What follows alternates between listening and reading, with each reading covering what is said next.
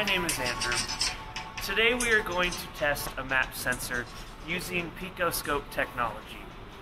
First off, when testing a map sensor, it is very important to make sure right off the bat that your voltage is within 0 volts to 5 volts. You never want it flatlining at 0 volts or flatlining at 5 volts. That means that there is a problem with one of the sensors. So, setting up is fairly simple. We've already previously located our map sensor and probed into the signal wire on the map sensor right here.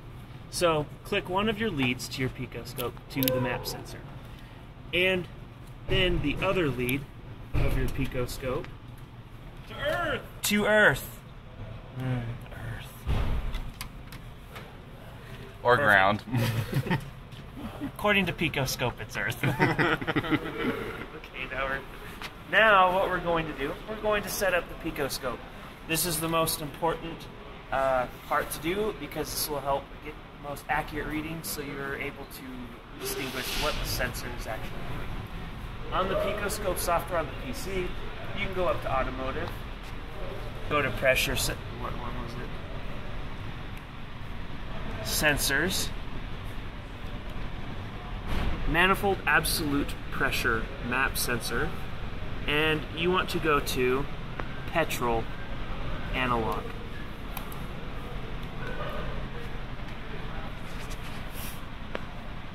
It'll then load an example of how you set everything up and what you should see on the Pico scope screen once you start the test.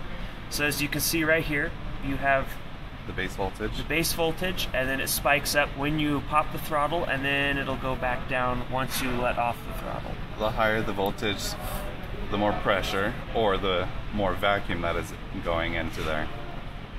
When it's all the way down low, that is when you have the most amount of vacuum. And when you increase the throttle really high, that's when you have the least amount of vacuum or the most amount of pressure on the actual sensor. And your voltage will go up at that point. Exactly. Awesome.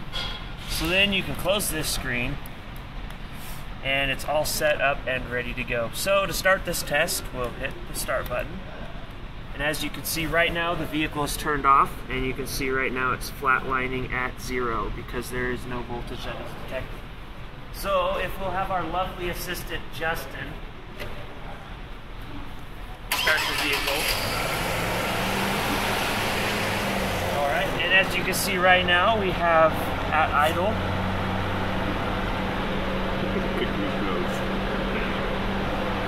As you can see right now at idle, our vacuum pressure is holding nice and steady, and it's about 1 volt right there as far as our voltage goes.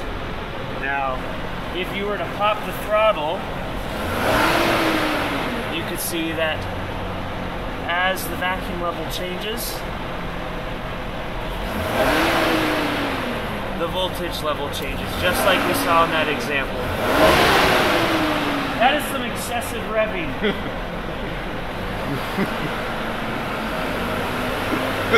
They're gonna think you're a jerk. Hey, we're still recording, come on. Okay. Alright. So as we can see, according to this right here, our sensor is working like it should. As the pressure changes when the throttle is opened, the vacuum level in the manifold is decreased and our voltage goes up. As you can see right here, it does not go up all the way to the 5 volt, and it does not flatline at either 5 volts or 0 volts, or when we change the throttle position and rev the motor, it does not stay in the same line. So it directly refers to the pressure in the manifold. And if your car starts to do this, there's a problem with it. I'm not showing it. Check the user. Oh my gosh, dude, he's in there grooving too.